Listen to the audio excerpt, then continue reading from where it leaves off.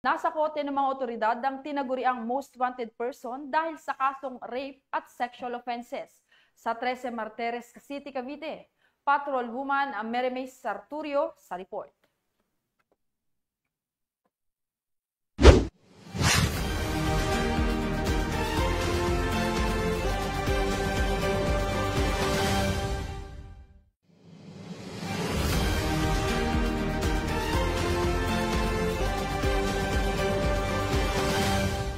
Huli ng mga otoridad ang isang regional level most wanted person sa Golden Horizon, Barangay Hugo Perez, 13 Martires City, Cavite. Kinilala ang suspect na si alias Enteng, residente ng nasabing lugar. Ang operasyon ay isinagawa ng pinagsanib na pwersa ng intelligence at warrant personnel ng 13 Martires Component City Police Station. Kasalukuyang nasa custody ng 13 Martires Custodial Facility ang nasabing suspect at nahaharap sa 7 bilang na lascivious conduct na may tig 200,000 piyansa bawat kaso.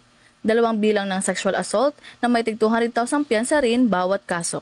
1 bilang ng statutory rape na walang inirekomendang piyansa. Muling pinagtitibay ng Cavite Police Provincial Office ang kanilang dedikasyon na habulin at arestuhin ang lahat ng wanted person sa lalawigan upang matiyak na ang hustisya ay naipatutupad at nananaig ang batas.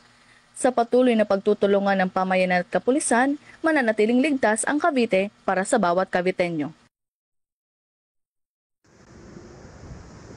Mula rito sa Calabarzon, ako ang inyong Police News Network Correspondent, Patrol Woman Sarturio, alagad ng batas, tagataguyod ng balitang polis.